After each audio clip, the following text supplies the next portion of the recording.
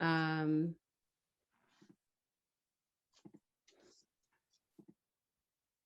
okay, so let me do a gallery view.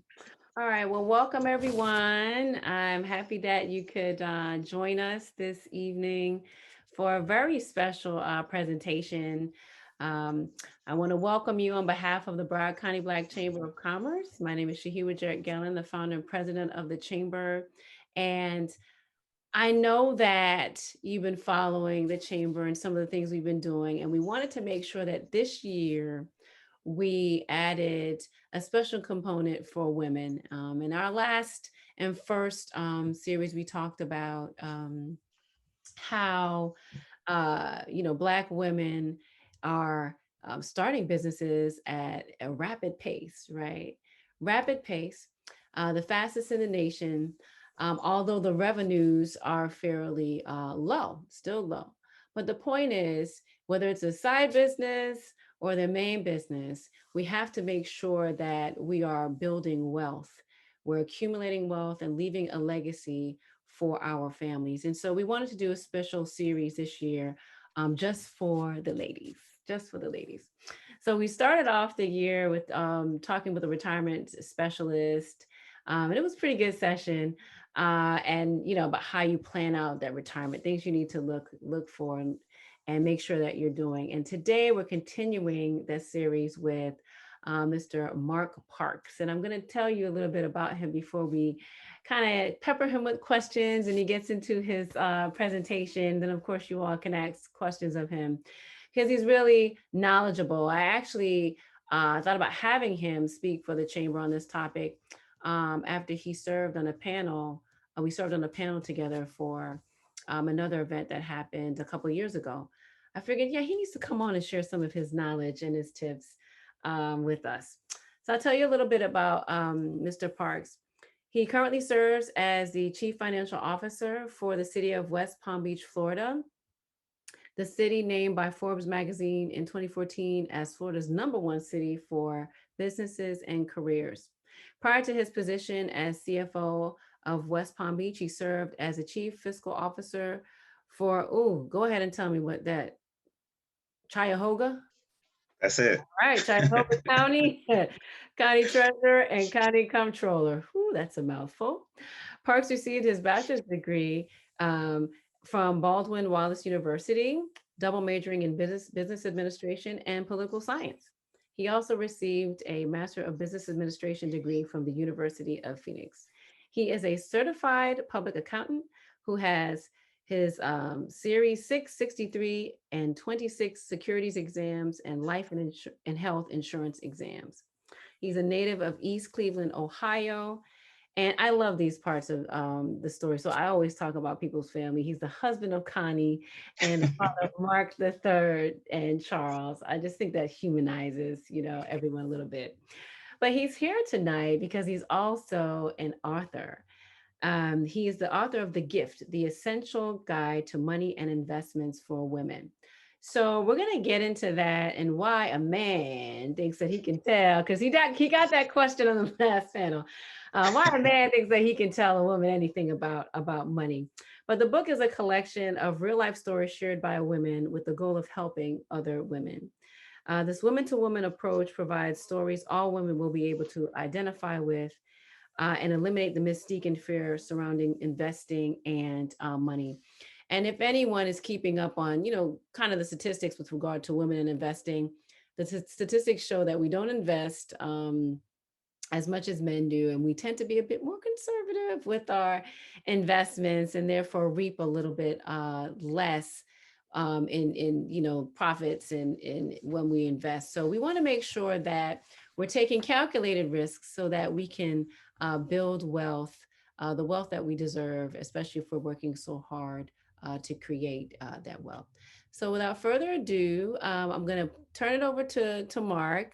I know you have a presentation, and then we'll kind of get into some Q&A with you. Okay. Okay, great. Good evening, everyone. It's a pleasure to be here on this Zoom meeting to talk to you about my book. So what I'm going to do is talk to you about the book as well as just show you a couple of techniques, things that you could do as it relates to finance to put yourself in a good position financially. I know that you are business women, and the book is a book about primarily personal finance, but a lot of the things uh, they go both ways. So you could do the same thing in your personal life as you do in your business life. So what I'm going to do is pull up a PowerPoint and kind of go through that. And Yeah, you have ability to share. And while you do that, Mark, I just wanted to ask you this question because someone asked on I think on the last panel we were on, um, like why you wrote the book, and you talked about, I remember you talked about your sister a bit, but um, I wanted you to share that with us, why you wrote the book. okay, so I'll start right into that. That's one of the things I talk about a lot is the why. But my sister, many years ago, I was a financial advisor. I was starting out, and in that business, what happens is you go from place to place with a manager, and they do the presentation. And as you get more comfortable, eventually they turn it over to you. Well, I tend to be a little more aggressive, and that guy wasn't really available. So I had my sister to go see, and I said, I'll just go by myself. In worst case scenario, I suck and she, this is my sister, so no big deal. So when I went to talk to her, she's highly educated and she made a lot of money. She was very successful. So I asked her, tell me about your investment portfolio. And she said, I don't have one. Mm. And I said, why not? And she said, well, I don't know anything about investing. She said, that's not my thing. She's actually an educator. So I said, well, how about a financial advisor?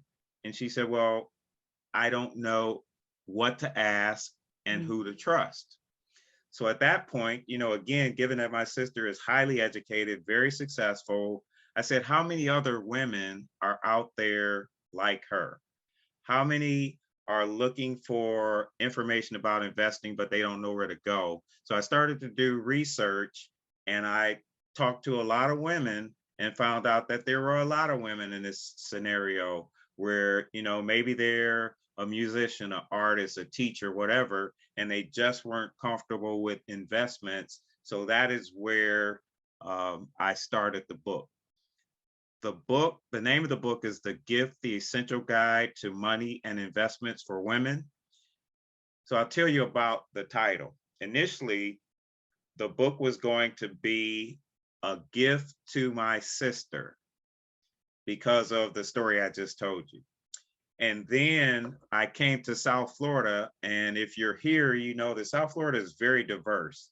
So there's like all kinds of women from different countries and different cities and states and nationalities, etc.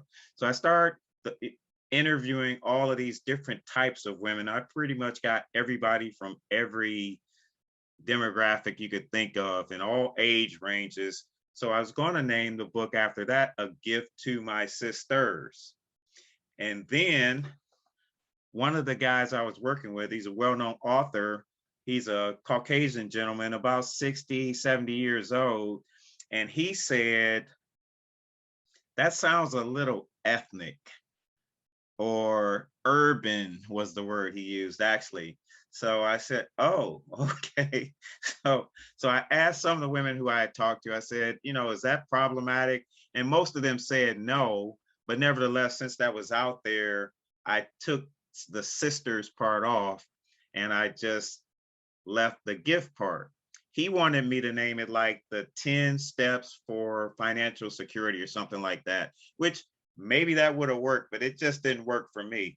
So I left the gift and then I called it The Essential Guide to Money and Investments for Women, which it actually is. And it's manifested itself in many different ways. Some people have said, thank you for sharing your gift. And others have said that I bought many of your books and I gave them away as gifts. And if you've seen the cover of the book, and I'll show it in a minute, it's a picture of a gift box full of money. And they said, well, we're women. We like gifts. And then you put money in it. What did you expect? So actually the title has did quite well. So it's working out for me. Very nice. I just wanted you to be able to share that because I thought that was kind of cool that the impetus came from you wanting to help your sister. So I'll let you go ahead with the presentation, then we'll get into Q&A and such. Okay, so you talked about me humanizing myself. So one of the things that I always recommend to anybody, whether it's related to business or their personal life, whatever your aspirations are, you really need to have a strong why. And that why needs to really put fire in your belly. So as you go toward, achieving what it is that you want, you have a strong why. So if in fact you get distracted or detoured, you could circle back in. So what I have in front of you is my why, which is, my family. That's my wife, Connie, and my two sons, Mark and Charles. I don't have the dogs in there, but we have those too. But we have a poodle and a Maltese, Crockett and Tubbs. But that is my why. And that's what keeps me motivated as I move through life. Now, the other thing is that I think you should have a dream and a vision. And this picture here, I was actually in Ocho Rios, Jamaica at an all-inclusive resort. So I didn't have to pull out my wallet the whole time. So I was very happy at this very moment. But one of my favorite quotes is go confidently in the direction of your dreams, live the life you have so imagined. So I really believe that you need to take control of your life and live as you would like. And that's why I use that quote. So there's my sister. And we were actually at a high school reunion. Our school has, I'm from East Cleveland, Ohio. We have an all class reunion every year where thousands of people come and we raise money for the school. And typically about 5 to 8,000 come to the one event that we have the day before Labor Day. And we've raised significant amounts of money to give back to the future alumni, and that neighborhood is actually one of the poorest neighbors in the country at this point. When we grew up, it was a little better off. It was basically a blue collar, middle class type neighborhood. But that's my sister and I. And we talk about how do you win financially? And here's some ladies celebrating. But the key is that you have to take control. And in order to do that, you need some tools. So, of course, the tool that I recommend the most is my book. So, I've talked about the genesis of the title, but just to give you a little bit of more about the book, it's actually been a bestseller on Amazon. It was as high as number 26. And to put that into perspective, there are over 45 million books on Amazon. This book was actually right in between the Millionaire Next Door and The Richest Man of Babylon, which are historical legends in the finance industry as it relates to books. So I think it's a very good book. And I'll just tell you what a few more people have said about the book. One person said, and these reviews are all on the Amazon site, says it provides a lot of data that I would never have known. I would definitely recommend that every man, woman, and child read this book, not just women. By the way, about 40% of the people who bought the book are men. The next quote says, 5 out of 5 stars. Wow, the financial Bible that every young woman needs. Older women will love it too. And here's a longer review, but it says, I love this book. This is something I will keep close to me and refer to as my life journey continues to evolve. There were so many gems throughout this book, and the tone was very engaging. I couldn't stop taking notes of items I need to consider or add to my to-do list. I love Mark's unique approach to educating women about money. He used stories to convey powerful life lessons, and that's what kept me hanging on to every word. Mark went beyond the numbers to capture the story of real people that I can relate to. Get this book. So I'm going to tell you a little bit about the book.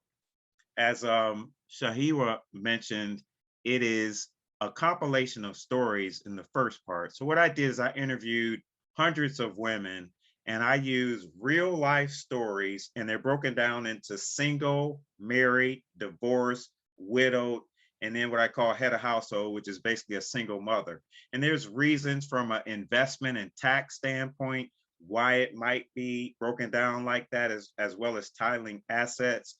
But in every section, there are women who did everything right. And then there's some women who had some challenges. But at the end of every chapter, I made recommendations on what they could have done to make their financial life better. Then, and the stories are actually, I think they're really good, and some are very sad, and some people had some real challenges, but it really helps people find themselves or their friends in the book and figure out what they could do differently in their financial life. After that, I go into a chapter and it's called Just the Facts, and it talks about some statistics of why women should invest. And a couple are this.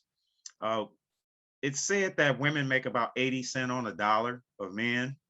And also, women live longer, but yet they work shorter because to stop off for a little while to have babies, etc. So, given those three things, they actually need more money for retirement than men, but they have less income and less time to accumulate that. Now, I just read this article this morning, and it talked about Black women specifically. And it said that if Black women were put into the positions that they're qualified for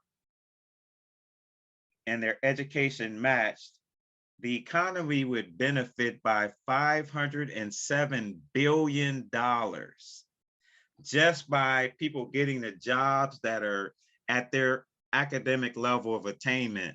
So part of the reason for writing the book is sometimes people struggle with the money and dollars, and money is the language of business. So we've broken down a lot of that in the book.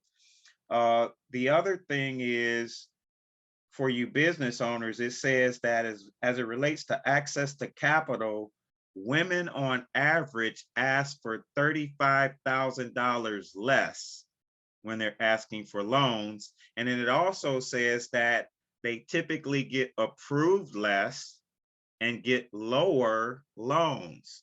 So all of the financial knowledge and all of these things, and of course the chambers can help us change this scenario, because if we empower women to get what they deserve, the whole country does much better. So that chapter talks about some of the statistics on why women should invest. Oh, one thing, Shahiwa kind of hit on it, but one of the statistics says that women are actually better investors than men. Y'all believe that? And here's why. Women tend to do exactly what you're doing now. They go to seminars, they read books, they get educated, and as he was said, they are more conservative. Men, and I won't say all men, but men just already know how to invest, just naturally, right?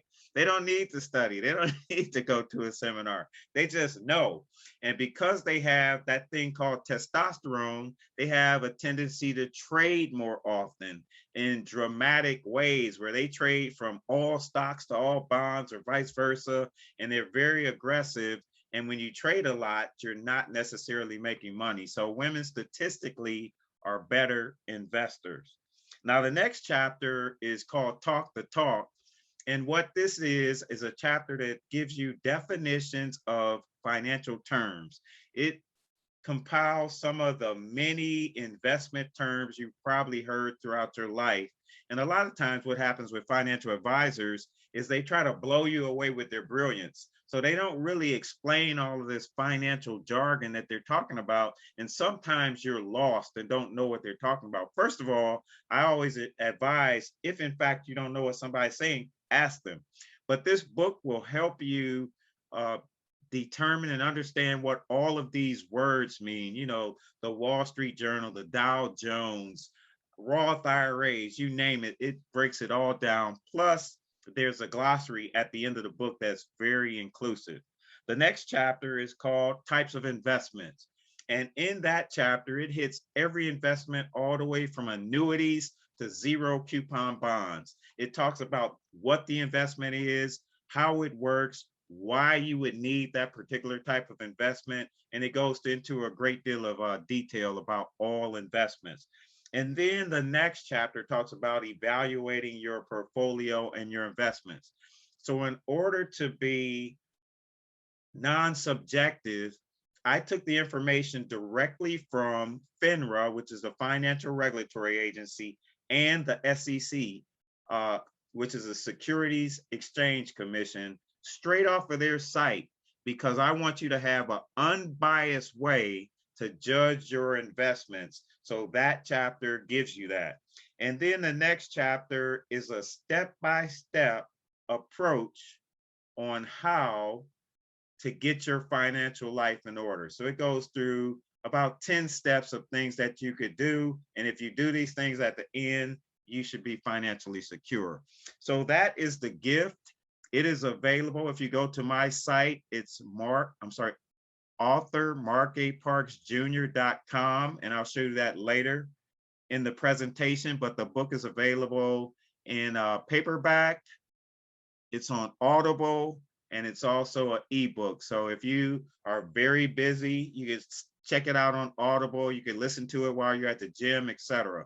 So that's the book. So I don't know if you want to, I could break for a minute for questions, or I could go right into the rest of the presentation.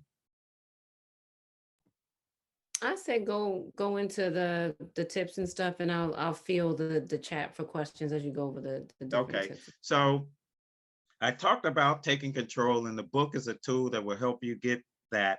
The other thing is this, and this is a personal balance sheet, and everybody should have one of these. And also for your business, you should have your financials. So a balance sheet shows you all of your assets, which are things that you own, and all of your liabilities, which are debts that you owe. If you take the difference, that is your net worth. So when someone says they're a millionaire, they're not saying that they just have $1 million laying in a bank account. What they're saying is their assets minus their liabilities is $1 million or more. So you need to know how this works. So when you're making decisions, you can make the right choices. For instance, if you bought a house for $200,000, or the house was worth $200,000, but your mortgage was only $150,000, you've increased your assets by $200,000 and your liabilities increased by $150,000. You've just increased your net worth by $50,000. So you want to know how the transactions that you do impact your net worth. So when you're out there spending money, if you really have that goal that you're fired up about, you'll think about how it impacts your net worth. Financial statements are critical. I met with a client, I do some consulting for small businesses, and she's got a business making over $100,000 a year, a relatively new business. And I asked her for a financial statement, she has none.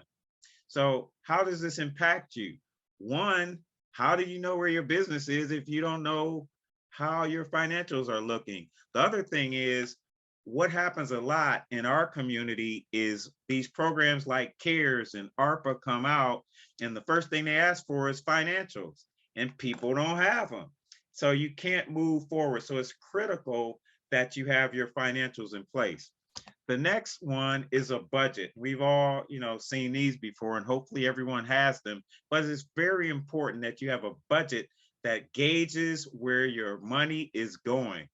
I did a seminar with a lady a couple of weeks ago, and she had a book about your financial. So what she was saying is you should write a financial love letter to your children or your descendants.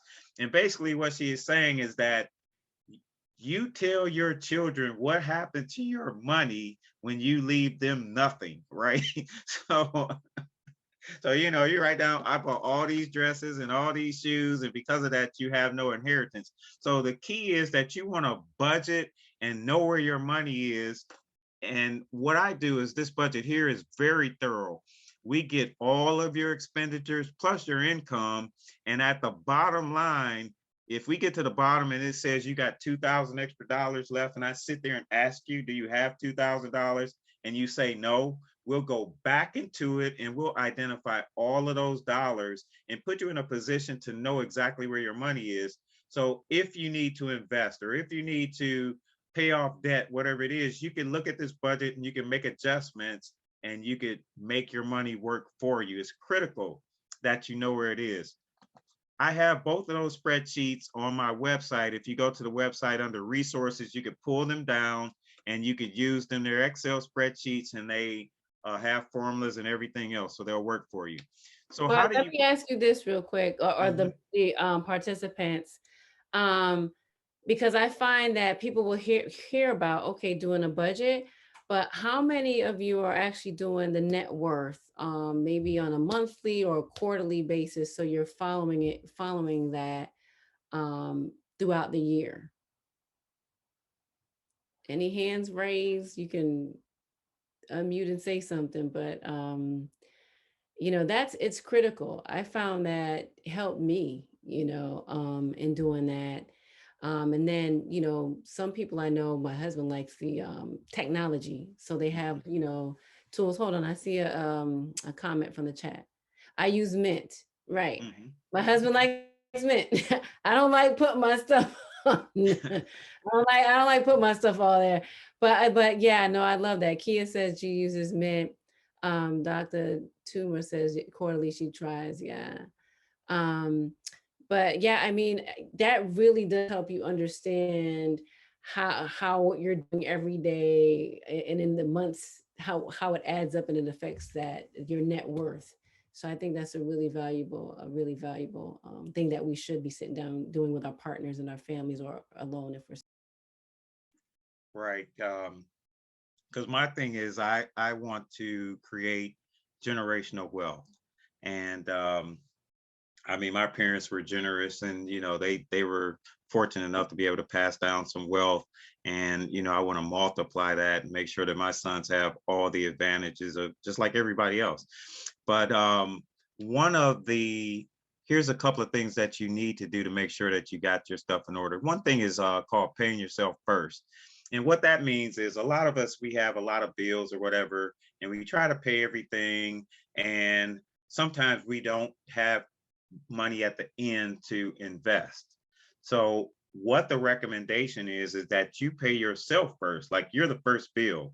So you determine how much you could do and you do it on a regular basis to build that habit of savings.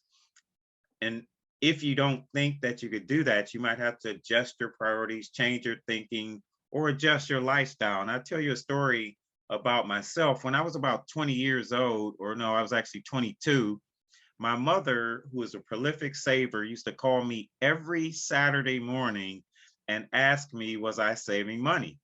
And I would tell her, Mother, I don't make enough money to pay my bills. So how could I save? And she would ask me, did I go to the club that previous night?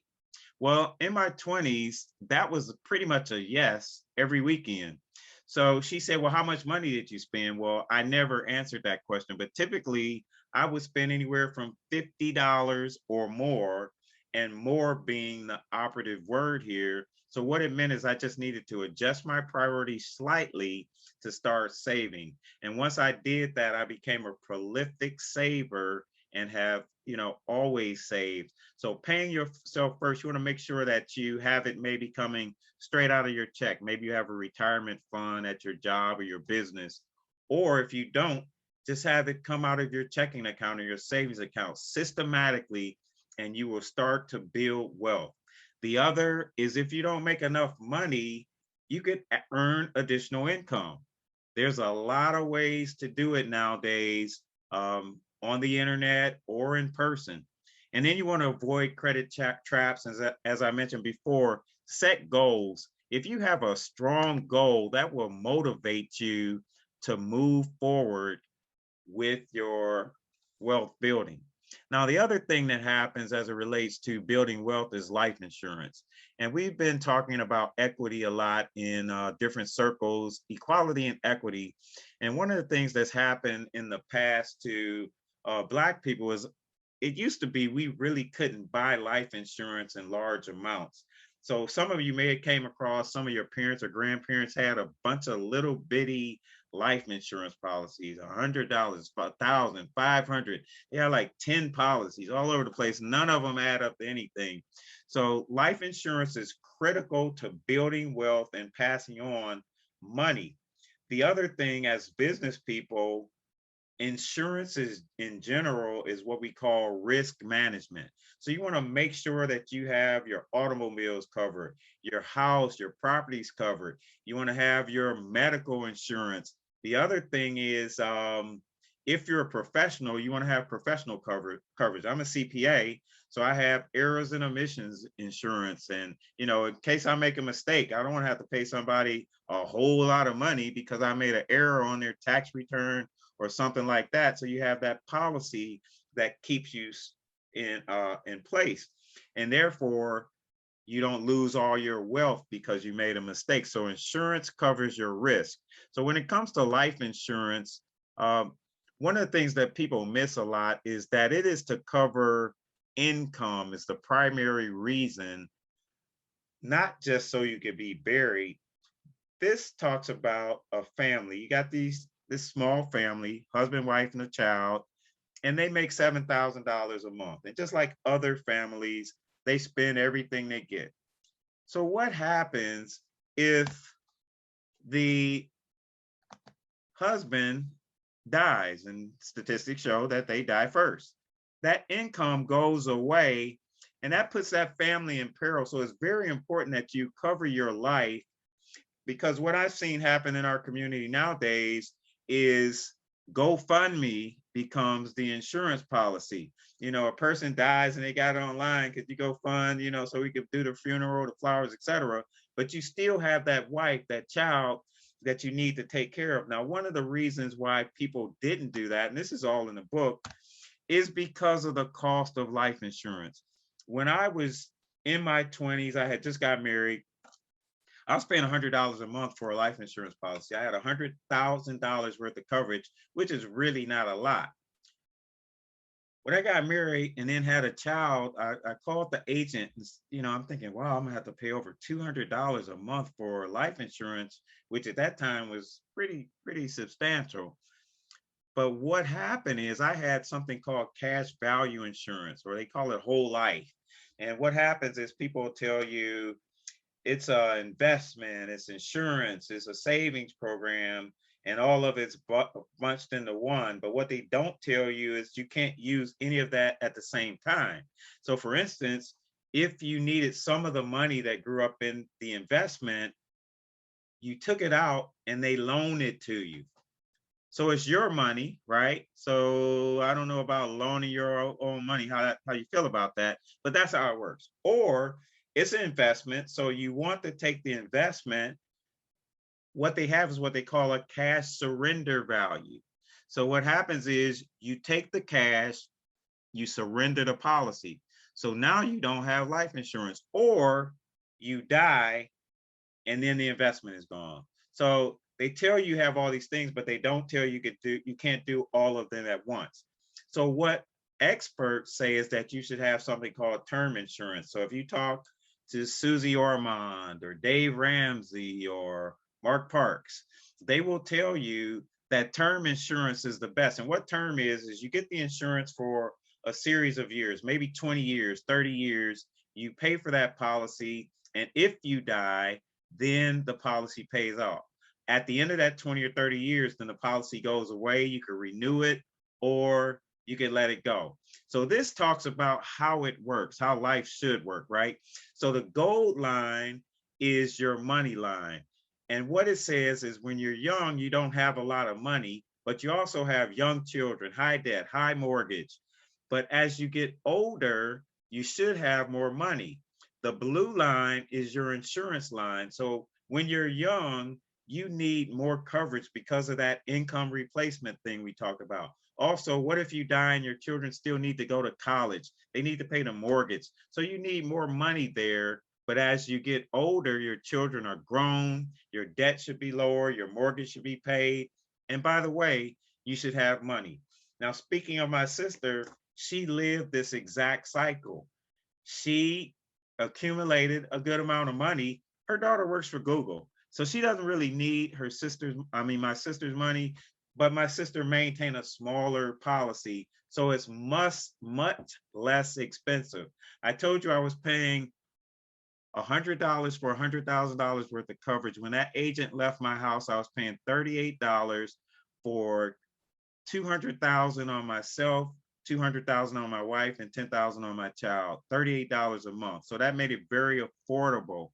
Now I have a policy, you know, a couple, but one at $500,000 a term for $48 a month. So you could get a lot of coverage to take care of your life.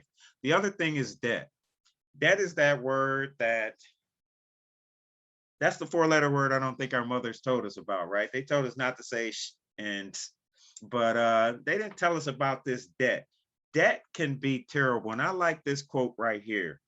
It says, every time you borrow, you're robbing your future self. So think about it. One of the guys I used to work with, he used to call payday transfer day because he said as soon as he got his paycheck, it just got transferred right out to everybody else who he owed. So imagine yourself debt free. I mean, no debt. You get your check and you just got your check. Now, for business, debt can be very important, but you want to make sure that you've done the numbers and looked at the cost, the benefits of getting that debt and what you're leveraging it for. You just don't want to have a lot of debt that's not working for you. But in today's environment, from a business standpoint, if you have a project that you need to do, the rates are super low, but you just want to make sure that you're managing that debt so you don't put yourself in a bad situation. Now, personally, I use this strategy to pay off my personal debt like this. Here's a typical person. They may have these different credit cards. They have a car loan, they have a mortgage, and they're paying $2,700 a month. What a lot of people do is they'll pay extra on all of these debts to try to pay them off quicker. What we recommend is that when you pay off one debt, you just add that to the next debt. And then you just keep that process going. Every month you're paying out the same amount until you're paid in full on all of the debts.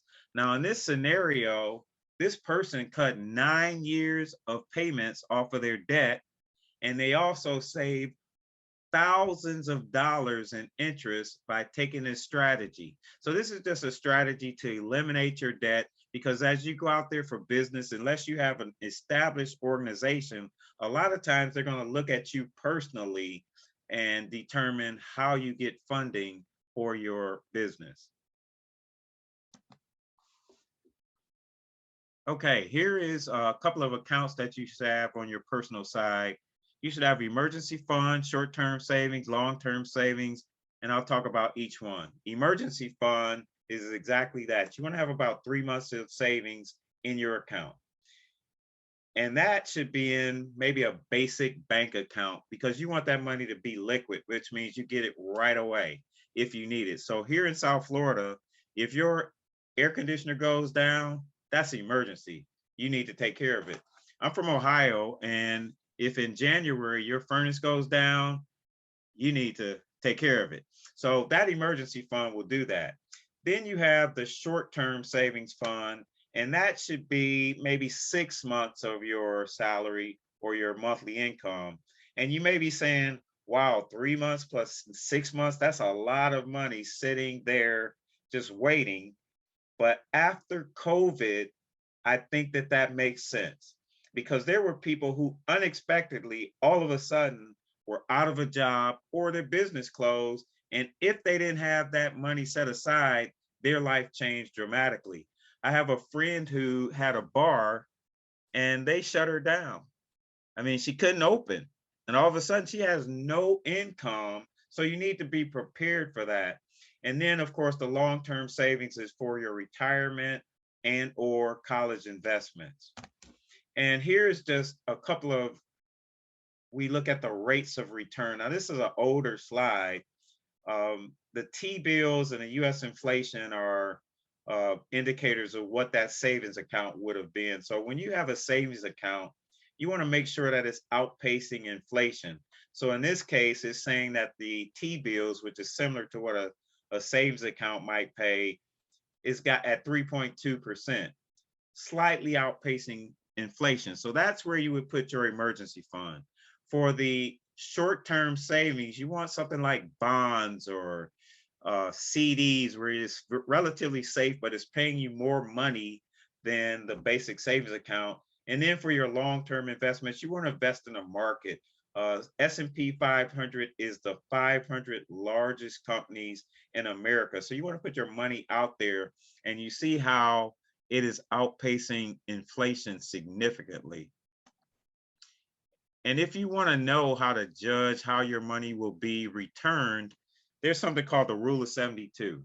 And this talks about the rate that you're getting on your money and how long it takes to double. So what the rule of 72 says is if you take the rate, which in one case is 3%, divide it into 72, that's how long it takes. So 3 into 72 is 24. So that means it'll take 24 years for your money to double at 3%. Over to the right, someone is getting 12%. Look at the difference. Their money is doubling every 6 years. And at the end of 48 years, they got 2.6 million compared to 40,000, same investment. So rate of return is critical. So you want to make sure you get the best rates on your investment. So think about, what is a savings account paying today? Nobody knows, because it's less than 1%, right? So let's just use 1%, rule of 72. It's going to take 72 years for your money to double. So you put your 10,000 in, you come back 72 years later, you got 20,000. That's not a good plan. So you want to know the rate of return and maximize your dollars. We talked about paying yourself first, but here's 3 critical areas of discipline you need to have in your investments. I talked about investing monthly a certain amount. That's called dollar cost averaging. So what happens in the stock market is it goes up and down, up and down, up and down. So some people try to time the market and only buy when the stocks are going up, and then the stock, they miss it and they get the wrong price. So if you dollar cost average, statistics show that you will save money on purchasing shares.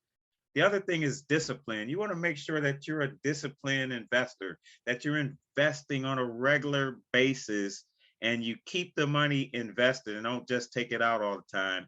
And then you want to diversify.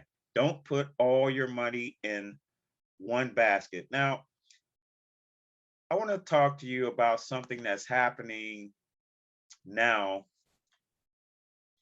Anybody heard of cryptocurrency? I'm sure you have, right? I don't know what your thoughts on that. Shahi, were you going to speak to that? I've heard of it. I don't know much about it. I figure one day I get the time to look into it. There's a lot of talk about it, but I'm not too sure. I'm a bit more cautious on that. So I talked about diversification. Now, I may be being stereotypical, and I probably am, but a lot of times we as people invest in the most volatile, most far-fetched things because we think it's going to be a quick return on our money. So a lot of people are into this cryptocurrency, and all I'm going to say is that shouldn't be your primary investment, because what they're doing is really speculating and trading, not really investing. And cryptocurrency is not a company, right? And there is no coins. What cryptocurrency is actually computer programs. So as you see, a lot of people are making cryptocurrency, and people are, jumping in and buying cryptocurrency. And actually, I thought about I should do it myself because there's no company, there's no asset, there's nothing. So basically, people are investing in something hoping that it'll go up in value so that they could sell it at a higher value. But at the end of the day, there's no company, there's typically no capitalization. So you just want to be careful about what you invest in. So what I recommend a lot of times is people start with mutual funds because mutual funds diversify you immediately. And what it is, and some of you may have heard of a company called Enron. Enron was an energy company that was doing great business. I mean, they were flying high and people were making money hand over fist, but they were cooking their books. And eventually, Enron, which was this huge company, went out of business. Well, if you were invested in Enron, you lost all your money.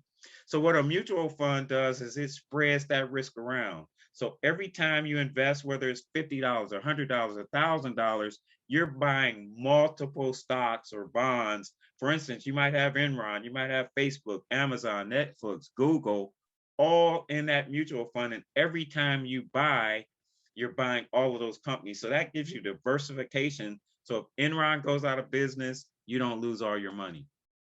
So the other thing, and we're almost at the end here, is time and rate. So it's critical if you haven't started investing yet, I would recommend you start tomorrow or tonight because here's how it works. This person wanted to have $500,000 by the time they were 67 years old. Now, this is assuming a 9% return on investment. If they started at 25, they had to save $89 a month. If they waited till they were 35 years old, 10 years later, they would have to save $224 a month. If they waited until they're 55, almost at retirement age, they need to be putting away $2,000 a month. So the message is get started ASAP. Now, for you business people, taxes are critical. Management, mastery of taxes can help you out significantly. So there's a couple of ways to save on taxes and also save for your retirement, your college savings, etc. Now, two of these are IRAs, which is individual retirement accounts. You got your traditional and then you have your Roth. So a traditional IRA is where you, right now, this is actually a little older. So the amount is 6,000 you can invest a year. So let's just say you make $100,000 a year and you invest $6,000 in your IRA. When you pay your income tax, you only have to pay on the 94,000. Also, your investment grows tax-free. So that's 6,000 that you invest year after year. All of the interest and growth that you have in an investment, you don't have to pay any taxes on it until you retire. Now, the Roth IRA works slightly different. Same scenario, you make 100,000, you put 6,000 in. The Roth IRA is not deductible on your current income taxes.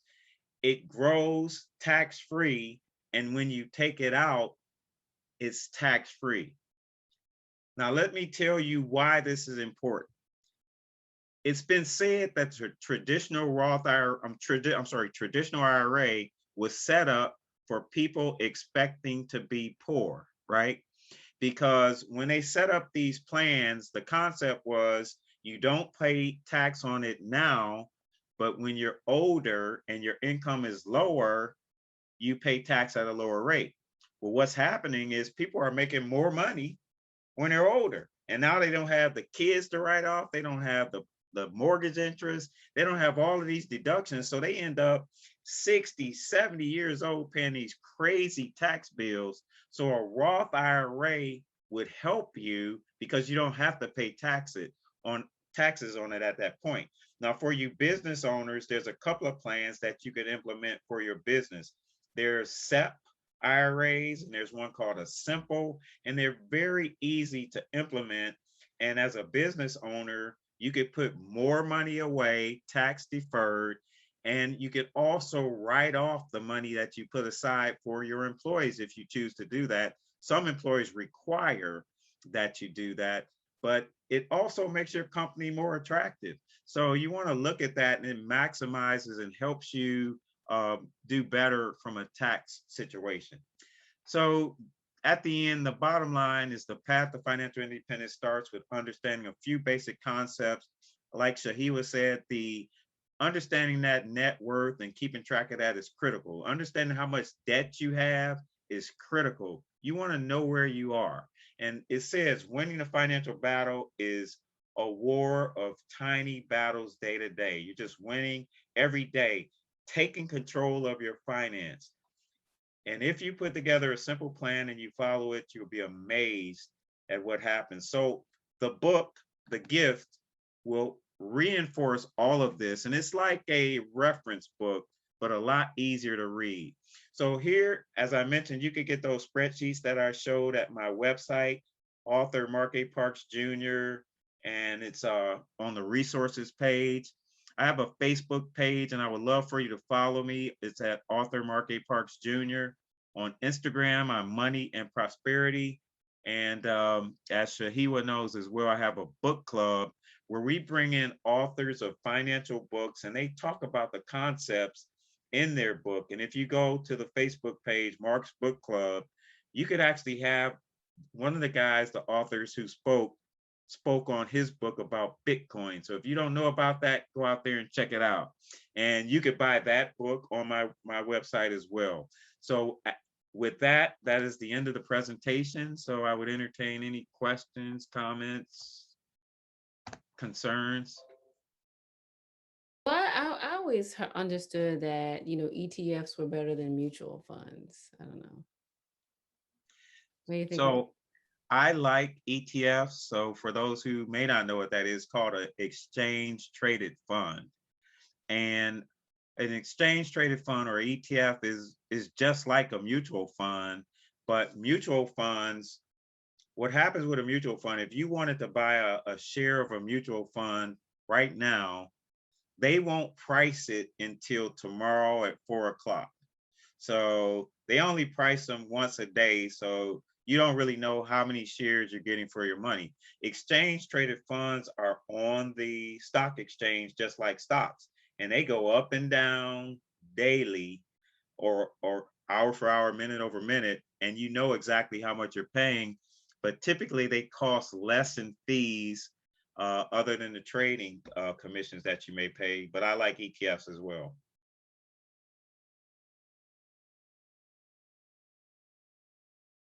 Any questions? Anybody have any questions for Mark? Let me see. I have a question from Dr. Toomer. What are your thoughts on hybrid insurance policies? I think when you say hybrid insurance policies, I think you're talking about those cash value policies that I was speaking of. Is that correct? Yes, Yes. yes, like you Okay. have whole life, like you talked about, but then you have these oh Lord, I forget the So they name. have whole life, they have Variable, universal universal. life, they Yeah, have variable life. yeah, yeah, And my recommendation is have insurance yeah. and have investments. Don't put them together because there's all types of things where people end up not having life insurance when they need it. Now, Mm, there are some uses for uh, whole life or what they call permanent insurance if you have estate tax issues. mm. But that's a whole nother conversation. But I typically recommend term insurance and having separate investments because you'll get more coverage and you have more control over your investments. She said, "Thank you." Yeah, I did. And if anybody wants to jump in and talk about what they've done to make it a real discussion, yeah, I started out with term. Well, honestly, I just when I first started my career, I was like, oh, I got insurance through my job, whatever, and they give you one times your, income. I was single and young, and once I got married, my husband, who is kind of in the insurance, but not individual insurance side. It's like, oh, we have these assets, we got to get, life insurance. And I Mhm. was like, I already got life insurance.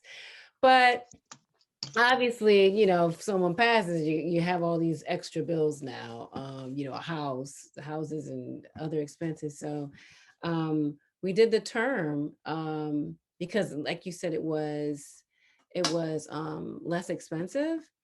But I found that once I got to a certain age, I converted it to a whole life just because I knew that once I got to a certain age, it would get um cost prohibitive. As you get older, that term is going to start going up really high. Mhm. And I said, yeah, it'd be nice to have some opportunity to cash out or whatever. But that was kind of the only product that I said I would do like that. I would, to have some whole life insurance that was higher than Mhm. um, the term. Because at some point that term runs out. Yeah.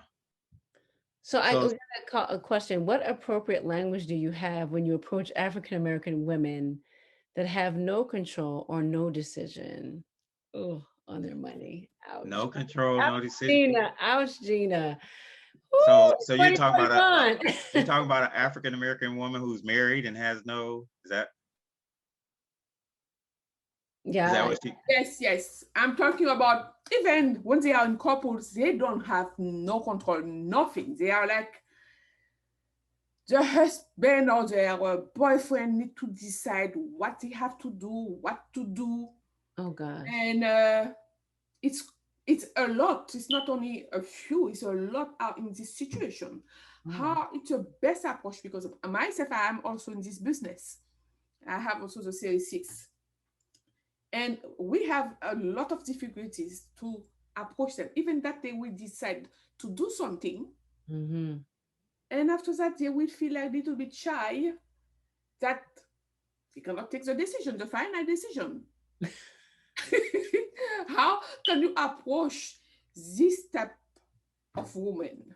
All So right, Mark. You're supposed to be the woman whisperer, right? So okay, so can you repeat some of that? I missed some of it. well, Gina's just saying that, she sells life insurance. She works with New York Life. So she's saying, it's very difficult because some women say, hey, I'm going to rely on my husband or my boyfriend to make the decision as to, life insurance or investing or whatever. How do you approach women that are not in control or aren't making the decisions or who aren't willing to make the decisions? Ouch. That's kind Okay, so that's actually, I spent a significant amount of time on that very topic in the book. of okay. So there's a couple of situations. So one was a lady who their finances was jacked up, and her husband wanted to be in total control, but she's like, Mark, we got judgments, we have bankruptcies, we're not saving, and so she brings me in, and the dude is looking at me like, why is he here? But I was able to kind of get through it. Especially, he told me he wanted to run for office, and I said, dude, if you run for office, he wanted to be a judge. I said, if you run for office with judgments, they're gonna light you up. It's gonna be all over the paper, So that kind of, got him. But the other, so one of the things that's happened with the book, some women have told me that their husbands were angry, saying, "Oh, so you want to know how to manage the money now?" Like I was like, wow, but you want them to read the book because one of the things that happens, one of the stories in the book talks about a lady, and she's a friend of mine. Her and her husband were actually friends. They have been married 30 years. And he had he had been an attorney, a state attorney, actually, which meant that he should understand taxes and money, etc. He took a political job and got fired, and it came out that he hadn't been paying his taxes, he hadn't been paying his mortgage, he hadn't they were in foreclosure. They're losing their house that they've been in for 30 years, but she never knew.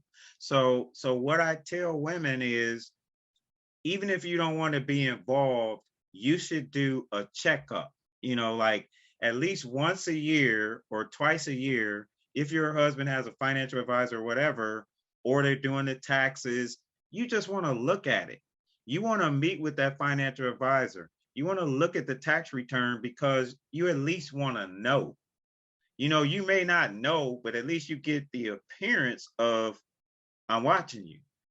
Not that you should have to do that, but the reality is I can't tell you how many women or men have winded up in situations where their finances were not where they thought they were, but they never paid attention.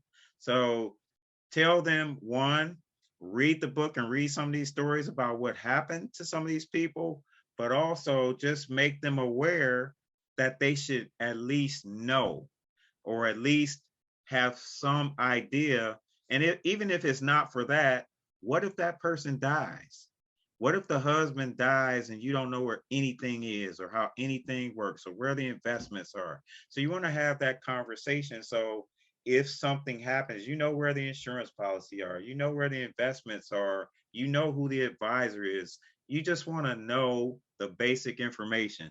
One of the people in the books, her father was a major investor, and she told me, and she wasn't the only one, her father refused to show her how to invest because it's a man's thing.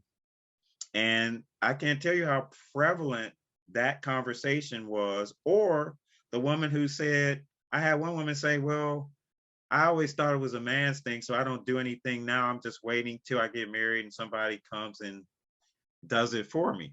So that was a large part of why the book was written as well, to give people a resource so that they could understand some of these things, so that they could kind of take control of their financial life. You don't have to do it, but at least you should know what's going on. And the one, like I told you, so I don't know if you all know anything about fraternities, but I am an Omega. And the lady who had the husbands whose money was jacked up, he was an Alpha. And when I walked in, that didn't help the situation that we were like in these these opposing fraternities. But again, once he said he wanted to run for office, and I told him that judgment and your finances, they're gonna tear you up. So one of the things that happens a lot is people have the appearance of being well off. So this particular couple had high-end jobs. They actually made, I think their total income, and this was years ago, was like $250,000, which is a decent living. They had 2 Mercedes. They had 2 kids in private school. They lived in a nice suburb. So all of that would suggest to most people that they're successful. To me, I'm thinking they got a lot of debt, so that was what was happening, and they were living paycheck to paycheck, so we straightened them out. They sold the Mercedes. They weren't brand new, so they ended up buying 2 brand new cars. They weren't Mercedes, but they were nice and reliable. They straightened out their finances, and they're in a whole nother place. So yeah, it works. Well, that's good. So, before we kind of close it up, so so it's just hard though. So what's your initial conversation like with a woman who says she's waiting on a man before she starts? Do you show her the cost, the time value of money? How do you, communicate what she's losing in the process of, waiting? Yeah, I've done that same presentation to Okay. a number of women. One lady, I mean, she made $300,000 a year. She's a partner in her firm. And I went over, some of the stuff that we went over today, and she said nobody has ever shown her money like that. Mhm. And that kind of changed her direction and started her to invest. So really again, that's why the book has the stories, because you don't know. And then you start reading, you go, wait a minute, that's me. Mhm. And then you go, oh, so maybe I should do this. or maybe I shouldn't do this. So that's kind of why the stories were there, because they help you identify where you might be in that scenario. Cool. All right. No more questions. No more questions, Dr. Tuma Key. You've been quiet. No questions for you. Hey, you on mute, girl. You on mute. Get that. I think a lot of what Mark is talking about are things that, resonate with me. Oh, And I would tell you that, I have two daughters, and I have a son too, but he's also on point. But I have two daughters, and my youngest daughter, is kind of, she's starting out as a professional. She's an architect, and her firm offered her, different types of retirement accounts. And she was like, oh, I'm not really sure. I want to pay off some student loan debt, and I want to have, this savings. Not really sure where I want to go with this whole retirement thing. And so she's like, and I don't know how much of my money I want them to take. And I was like, well, they give you some of their money too. Exactly. So you want to get all of the money that has to be linked to their money. And then if you want to add some more, you can, but that's where we're going to start. So I think the whole conversation about, savings, retirement, debt management, all of that has to be, like you're saying, Mark, it has to be a family discussion, right? It can't end with mom and dad. It's got to go down to the kids. And they sometimes have to see a little bit of struggle to understand, like, this is why. Yeah. This is why you need emergency savings. This is why you don't live off of your credit cards, and this is why they should have a zero balance, and, all those things. So, I mean, a lot of what you said has resonated with me as far as things to do. And I'm like Mike, I love the Mint, because the Mint tool tells all the business. So it does. It's too much. Everything. We have every credit card, our mortgage, all of our assets, our student loans, retirement accounts, and every income source that we have in the Mint. And so right. At any given time, I just pop, if I'm feeling a little extra, let me take a look. Oh no, I should back that down, because the Mint exactly. is helping me, focus.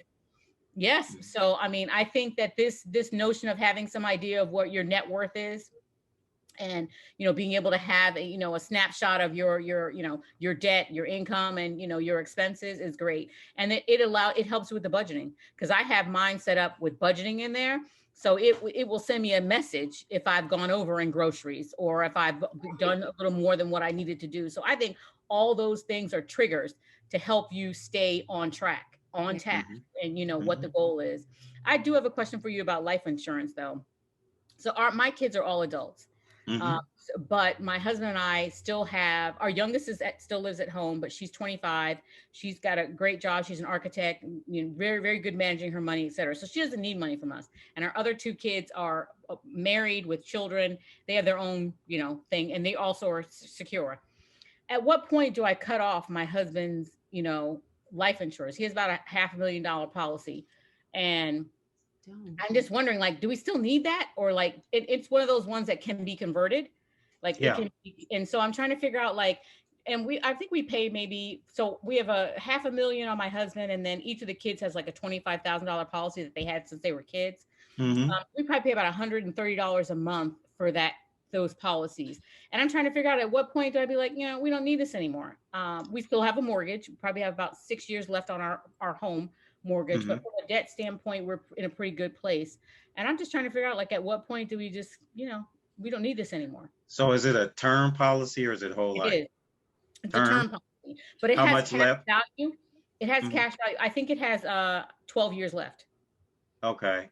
So it really is kind of an individual analysis. But like you said, if you don't have a lot of debt, and I mean, you could kind of look at, I mean, the other thing that you want to look at is kind of like your mortality. Like, if you know that your family lives to be, 90, 100 years old, and you're not going to die, or so, or hopefully, I mean, it sounds I know. This is the reality. I mean, if in 12 years, the likelihood of you dying is, slim to none. Yeah, those types of things come into that decision. But, the other thing is, I mean, I don't know how much you've paid in so far, but at this point, if, say in the next 10 to 12 years, you're going to get 500,000 if somebody passes, $130 a month is not a lot. So it really has a lot of factors, how much savings do you have? all of these things. But what some people did, and this is what my sister did, she just got a lower amount. So she had a 500,000, and then, she was actually paying more because it had rolled over. So she took it down to a lower amount just to kind of, leave her daughter with a little bit to bury herself and to leave some money. So it's, just a lot of factors that you could bring into the situation. But for your daughters, I would definitely, you should buy her this book or put it on audio and let her listen to it. Because one of the things that I try to tell, like, all of my nieces and my cousins' children and my sons, all of them are investing. So, and investing, and they might do Bitcoin and all that stuff, but they're doing real investing as well, because I've showed them, look, you're 20. And if you start investing now, $50, $100, $200, by the time you're my age, you have a lot of money just on that. And that's just one thing. So every time I see one of them, like I have my cousin's child lives in Jacksonville. Every time I go up there, first thing these kids say to me is, I'm maxing out my 401k. I don't have any debt. I'm doing this. And then we start talking. That's just how they approach me. Nice. So in my family, we're trying to push that down, because the whole generational wealth piece is really, it starts with you educating them, because it doesn't help if you give them millions of dollars and they blow it. So with my sons, we've been educating them for years on this stuff. And, when we pass it down, they will know how to manage it and to, maybe pass it down to their generation. So, that's critical. I agree with that. I think obviously the education is important, and I get it that, the life insurance, you look at it as like an income replacement. But I will say this too, as we talk about wealth, and we've been building up our YouTube channel to, for the chamber to look into these different topic areas. And so there's a video on there from a conference that Black Enterprise did. And because I'm really into this wealth building, like we really need to focus on that. And this guy who sells life insurance talked about how in New York, some of the old stories about how a family would get together and buy a policy literally on the oldest people in their family. And obviously, Okay. obviously it's more expensive, but everybody's pooling it together. And when that person passes, they have $2 million. All the grandkids going to college, and you just think about the difference that money makes, like that in your family's wealth. I mean, you buy property, you can buy a home, and how that just ripples through your family in just you saying, I'm going to get a life insurance policy. And I think for me anyway, it's like thinking in those ways. When I heard that, I was like, oh my God, like, I posted this video on our YouTube because and I posted on our Facebook, because my point is we have to be thinking beyond, and I get it, that income replacement is very important, especially when you're dealing with homes and young kids. And I get it, Kia, you're just like, well, I can do something else with this $100. No, I get that. But you got grandkids you still don't even know about, darling, and even for your children, you're teaching them how to manage that money or whatever. So if you keep those life insurance policies, when they get that big whop, they'll know how to spend it so that their kids can get a hold of that as well. I mean, that's what, why we're having these topics, right? Where we're talking about this, because what excites me is the impact that you can have beyond just you and the child you see in front of you, or the grandchild you see in front of you. It's getting that back, because our people didn't have that opportunity with dime policies and foolishness they were paying for years, and then they wouldn't, give them the money that they had paid into. So that's kind of how I see it. So let me be told, the reason I haven't canceled the policies is a little bit of what you're saying, because I feel like $139 a month is not a lot for that policy, right? And so I've kind of left it there, even though the kids are all grown and we're not really focused so much on those dollars would be necessarily needed to replace, to his Right. income, so to speak. Because Hmm. kids are grown. I work every day, so I would be fine, go ahead on, type of thing. So I was more thinking of how can we, how long should we keep it? Do we keep it? And I've had those conversations with our broker, and he's the one who suggested, well, why don't you buy out a portion of it? And then, and not maybe pay as much. But then I was like, Right. whatever. He still has 12 more years before we have to make a decision. So I'll leave it for now. Yeah. Hmm. Yeah. So, Yes. so one thing I wanted to mention, and Shahiwa, you kind of prompted this thought, is I've been talking to people about, so you probably heard about compound interest, right? When you Right. earn interest on your interest. So what I've been talking about is compound financial literacy, right? Because what happens is everybody like that, what you just talked about, people have all of these different ideas about money. Mhm. And for instance, most people will tell you, a lot of people will tell you that debt is bad. Robert Kiyosaki, on the other hand, will tell you, and he's the author of Millionaire Next Door, that debt is the best thing in the world. It's amazing. Robert Kiyosaki blew the world up when he told everybody a house is not an asset because it costs you money. It doesn't make you money. And then you have people who say, of course, there's people who like the whole life policies, and then there's the term life. So what I tell people is the best tool is to get as much knowledge about money and finance so that you're in a position that when people approach you with this stuff, that you can make a good decision. I mean, sometimes you get guidance, but you need to have some knowledge of your own to be able to make those great decisions. No, I agree. And I'll read these last couple of comments, and then we'll wrap up and give you all back your evening. Um, we have a comment from Gina saying, we have some statistics that more and more young people do not have any notion of investments or finance than their parents. We have a generation gap.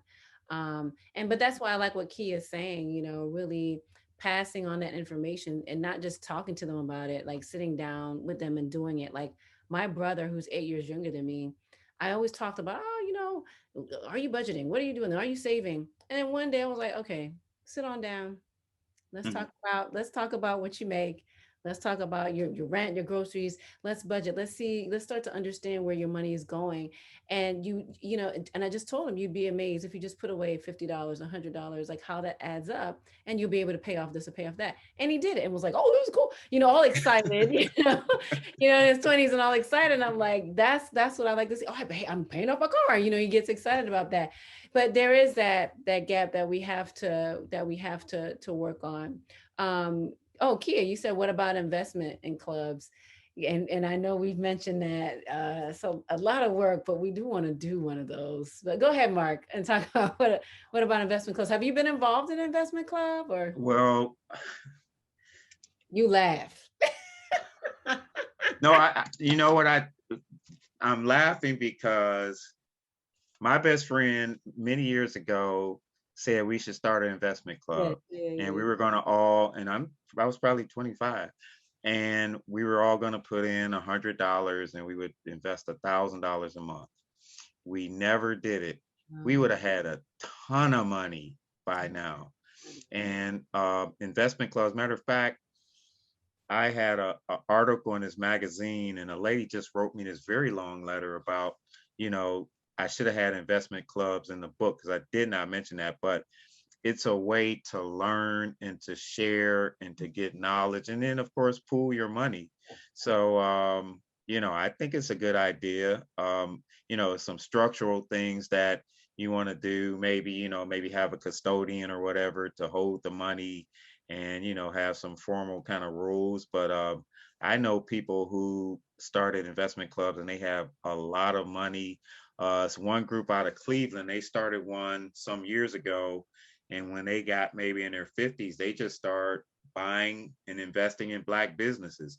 The lady who I told you her bar closed, they actually funded for these young kids to buy this bar out of this money that they had built in this investment club, and they had invested in all these different businesses. So not only did they help themselves, they helped the community and, us. So it could definitely be a very positive move. Okay. I Yeah. like that. I have a book on investment clubs, and I've read some stories, of people getting together and really being able to, like you said, learn together. But then, in the investment club, you're kind of sharing that risk, right? Um, Hmm. and and and so, and I've seen how they've been able to make some really good money from investing together. So, yeah, we got to find some dedicated people to see what we can do. Get it going.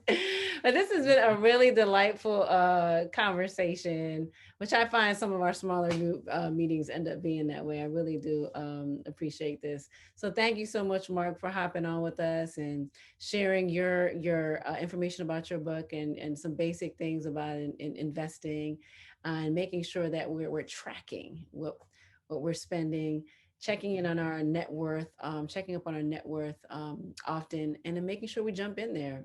Be cautious, learn, but you got to start investing to make that money, make your money work for you.